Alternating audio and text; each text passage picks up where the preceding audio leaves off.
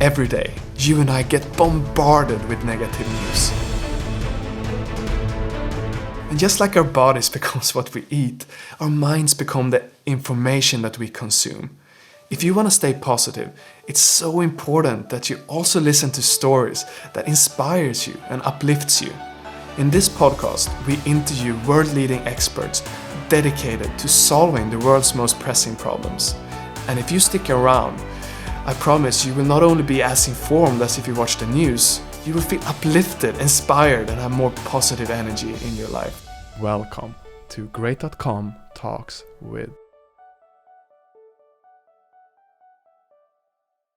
Hi and welcome.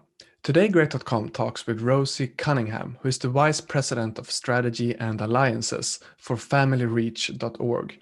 And if you haven't heard of them before, they give financial support for families that are facing cancer. But before we talk more about that, if you're new here into this podcast, definitely press subscribe on YouTube or in your podcast app, because today we're going to learn everything about the financial challenges that families are going through when they get a cancer diagnosis. So, Rosie, thank you so much for taking the time. Of course, thank you for having us. So, how would you describe Family Reach to someone that is not familiar with your organization? Great question. So Family Reach is a US-based nonprofit, and our mission is to remove the financial barriers that accompany a cancer diagnosis that stand between a patient and accessing their treatment. So much of the narrative about the cost of care is really focused on the cost of medication, the cost of surgeries, and what often gets lost is what's actually happening to patients and families at home. So when a family is diagnosed with cancer, someone in the house usually stops working, whether that be the patient or the caregiver to be by a patient's side during treatment. And in some cases, both. A fifth of patients lose more than 40% of their income during cancer treatment. So families, understandably so, start prioritizing their medical bills, their medical costs, and this quickly translates to bills piling up at home, the inability to pay rent, mortgages, keep food on the table, keep the heat on. It's not unusual for us to come across families who've lost their home and who are living out of their cars while they go through cancer treatment. The data tells us that people with cancer are nearly 3 times as likely to file for bankruptcy than people without cancer. And those who do are actually at greater risk of dying from their disease. So there's this really severe link between your financial health and your medical outcomes.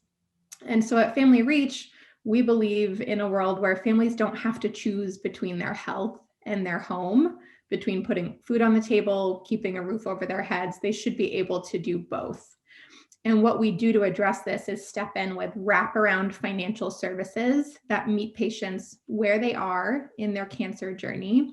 The program is called the Financial Treatment Program.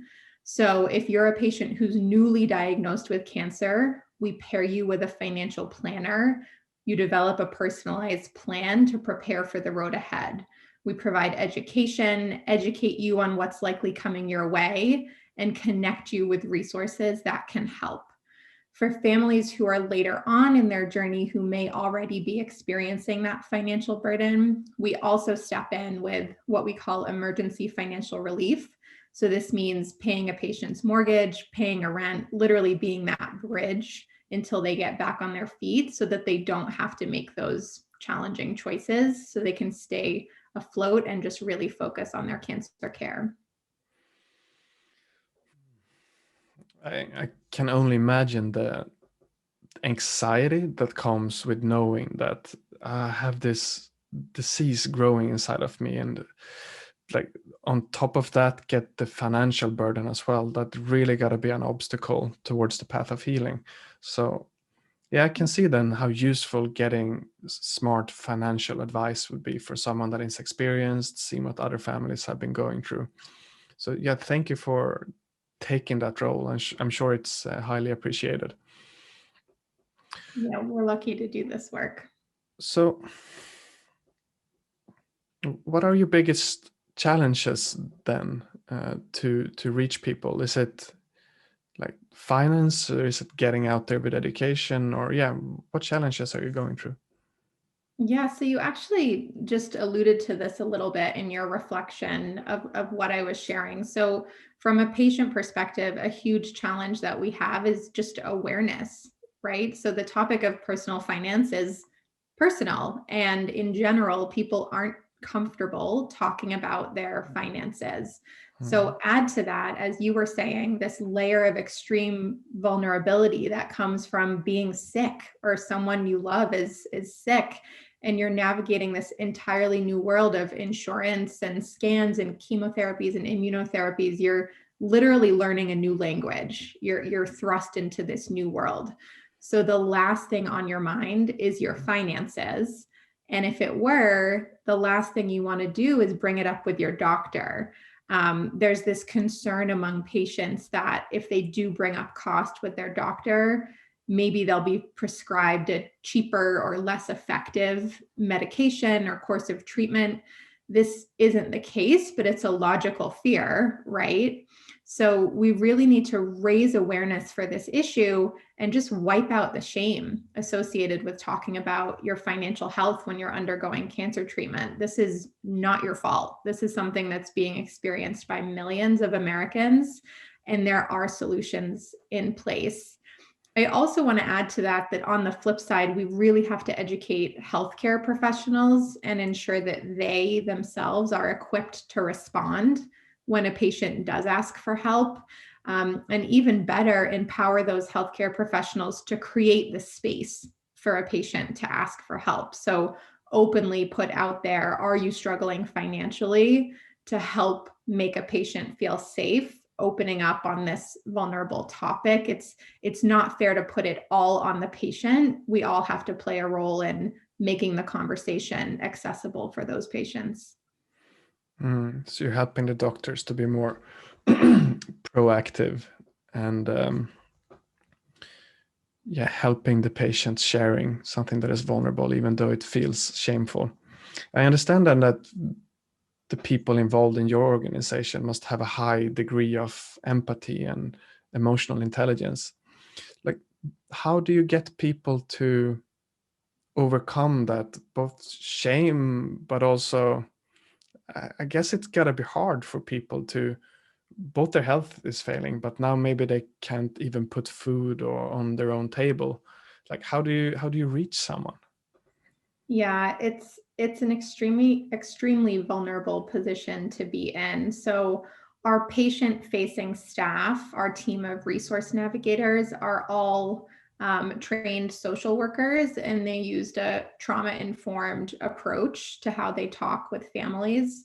So it really is about just listening and creating, again, that safe space for a patient to be vulnerable and talk about the full scope of what they're going through. It's amazing how many patients say to us, I can't believe you called me back, or thank you for listening. I've reached out to so many people and nobody's responded.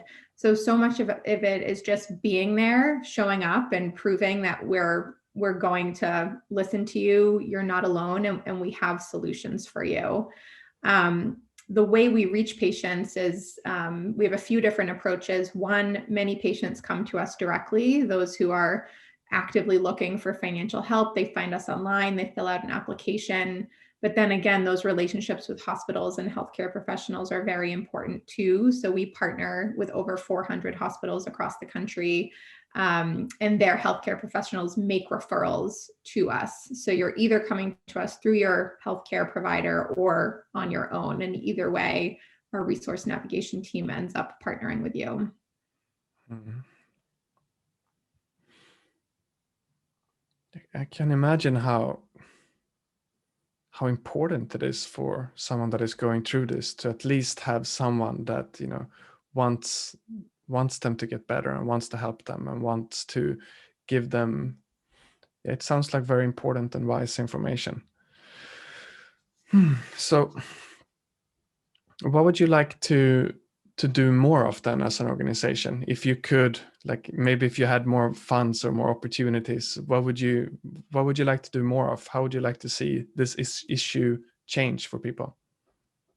Yeah, so we're really focused on that awareness piece this year. So we will be launching a national awareness campaign that's laser focused on patient education and patient empowerment. So telling lots of patient stories, really elevating the patient voice, the family voice, just to demonstrate the strength and resilience of families with cancer and how much strength it really takes to ask for help.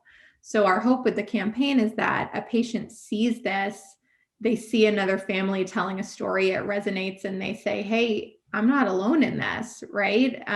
Maybe I could ask for help too." So, like I said, this is a problem that literally affects millions of Americans, yet it's still such an untold story. So this awareness campaign we're really excited about. Going back to the need to also educate and empower healthcare professionals, we're going to be investing a lot of energy into better integrating with our hospital partners and with healthcare systems.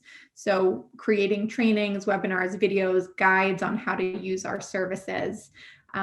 So that, again, the healthcare professionals also feel equally as empowered and comfortable to have that conversation around financial health.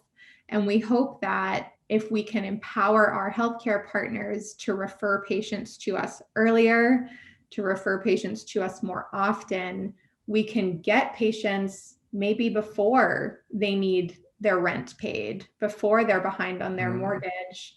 Ultimately, could we reduce the need for our emergency financial relief program by pairing every patient who gets diagnosed with cancer with a financial planner within a month of their diagnosis? Yeah, that's really interesting because I assume this system is quite scalable as well, that the education can be done online, that yeah, you could really reach a lot of people with this approach. So do you also try to reach people that are not in the direct family, but maybe are around the family? Because I assume many people might know someone that has been diagnosed and like, I have no idea what I'm gonna do. How am I going to speak with this person? What can I do to help? Like, is there information, or what would you say? Yeah, that's a really good point. I think having an ally is so critical when you're going through cancer treatment, whether it is someone in your direct family or not. So anybody can fill out an application for our services on behalf of somebody else. And we always try to kind of understand that relationship. Are you a direct caregiver in the family? Are you a friend or a neighbor? It's really critical to have those allies, especially again, as the patient kind of digesting all of this medical information, having someone with you who can maybe has a little more headspace to think about these other needs, the transportation needs, the food needs, the financial needs. So having general knowledge beyond the patient is critically important so that if you are a neighbor or a friend or a caregiver to somebody, you can bring this up with them as well. And I think that's a really easy answer to the question of kind of what can I do? If you know somebody who's suffering from cancer right now, ask them how they're doing. Tell them you heard about this problem. Tell them about Family Reach. We're here to help. And that's a really critical piece, is that patients hear this story from somebody they trust as well. I think you're saying something very important here. And it's also, I assume that not that many organizations are working with cancer in the way that you do. And I see it's so necessary, your approach, because when I think of cancer, I think of a medical problem, but it's so much more. It's like, it's a logistical problem, it's a financial problem, it's so many problems all in once. And yeah, that information, it's not obvious where to look. So what would you see if people's perspective changed? Like, what would be an ideal outcome in the future? Does that question make sense? The ideal outcome for Let's say, families, or yeah, like how would you like for things to change for families in the next 10, 20 years in like the whole system in the US, if you could choose? yeah, it's such a good question. And I think, our our dream is that every family who's diagnosed with cancer, when you get your medical care team, you're also immediately paired with a financial care team. So every family knows from day one, finance is going to play a critical role in your journey, no matter where you're starting from. And with a little planning up front, you can make it through. So our vision is really that every family is partnered with a financial planner from day one, and that person truly walks with them throughout their entire cancer journey. You know, the impact that this would have on cancer outcomes in general is astounding. And then again, we hope that it would lead to an ultimate decrease in that need for the emergency financial relief, reach them sooner, make it standardized across the cancer care system, so that we avoid patients kind of falling behind on rent, mortgage, becoming homeless altogether. It's all about reaching them sooner, pairing them with that financial care team, and making it accessible for every single patient. So important. I guess the worst thing for healing must be having a constant stress and cortisol in your system. Like the whole immune system must be a shut down from that experience. Yeah. So, and also I think a perfect future, everybody should have a financial planner, not just people with Yes, with a diagnosis would be so needed. absolutely. So what can someone is listening to this now and might just as me feel that, okay, this service is so needed. What can they do to somehow be involved and spread this awareness and be of help somehow? Yeah, I mean, I think what I was saying before about just kind of being an advocate for the message of the problem is huge. If you know someone with cancer, asking how they're doing, letting them know about Family Reach. You know, we really want to reach more patients as soon as possible. But then we also work with really incredible and compassionate donors and partners who recognize the impact that they can make for families in need today by investing in our programs. And that spans everything from a group of monthly donors called key holders who contribute a small amount every month that directly supports our families who have needs today. And then working with large philanthropic individuals and corporations who are really interested in reaching and serving specific communities or specific regions, or expanding the reach of a specific program like the financial planning. As you mentioned, there's some really interesting opportunities there to expand that program. And our partnerships, you know, we love to get creative with our partnerships. There's no kind of one size fits all. So basically, if you're remotely interested in solving this problem, we want to hear from you. There are ways that we can collaborate. Cancer truly touches every corner of a patient's life.